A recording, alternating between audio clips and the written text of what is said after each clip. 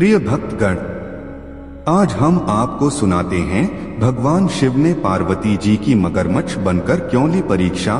भगवान भोलेनाथ को इस समस्त सृष्टि का रचयिता माना जाता है। उनका आदि है ना ही अंत है। पौराणिक कथाओं के अनुसार भगवान शिव का विवाह पार्वती जी के साथ हुआ था। इस विवाह के लिए पार्वती जी को सैकड़ों वर्षों तक कठोर तपस्या भी करनी पड़ी थी। अगर आप यह कहानी सुन रहे हैं तो पूरा सुनिए।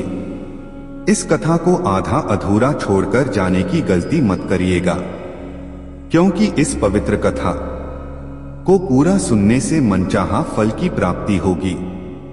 इसलिए इस कथा को पूरा सुने। आप शिव भक्त हैं तो भोलेनाथ का अनादर ना करें। हिंदू धर्म में सोमवार के दिन का बेहद महत्व माना जाता है। सोमवार का दिन भगवान भोलेनाथ को समर्पित होता है। जो भी व्यक्ति सोमवार के दिन विधि विधान से शिवजी का पूजन और आराधना करता है, उसके जीवन के समस्त कष्ट दूर हो जाते हैं। इसके साथ ही जीवन में सुख एवं समृद्धि का वास हो जाता है। भगवान भोलेनाथ को बेहद जल्दी प्रसन्न होने वाला देवता भी माना जाता है। भोलेनाथ का विवाह पार्वती जी के साथ हुआ था। इसके लिए पार्वती जी ने सैकड़ों वर्षों तक कठिन तप किया था।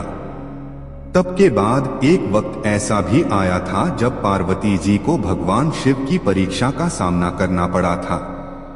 आइए जानते हैं ये पौराणिक कथा।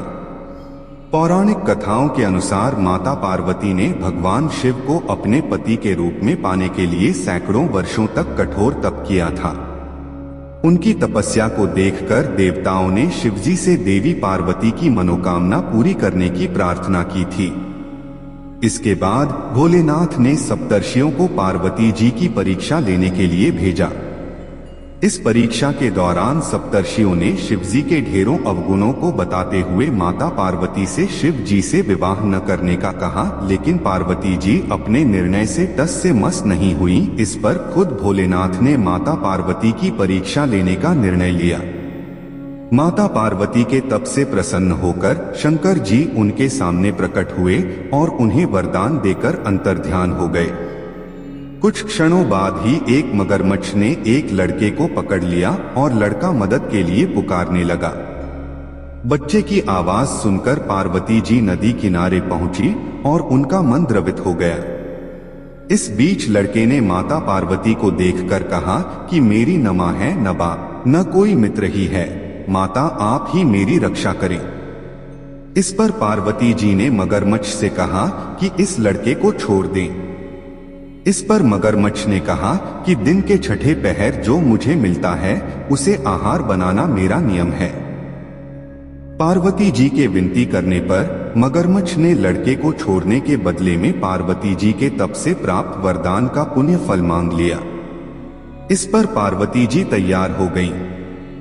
मगरमच्छ ने बालक को छोड़ दिया और तेजस्वी बन गया।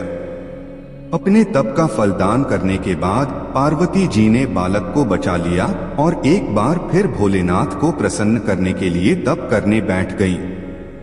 इस पर भोलेनाथ दोबारा प्रकट हुए और पूछा कि तुम अब क्यों तप कर रही हो? मैंने तुम्हें पहले ही मनमांगा दान दे दिया है। इस पर पार्वती जी ने अपने तप का फल दान करने की बात कही। इस पर शिवजी प्रसन्न होकर बोले, मगरमच्छ और लड़के दोनों के स्वरूप में मैं ही था। मैं तुम्हारी परीक्षा ले रहा था कि तुम्हारा चित्त प्राणी मात्र में अपने सुख दुख का अनुभव करता है या नहीं। तुम्हारी परीक्षा लेने के लिए ही मैंने ये लीला रचाई थी।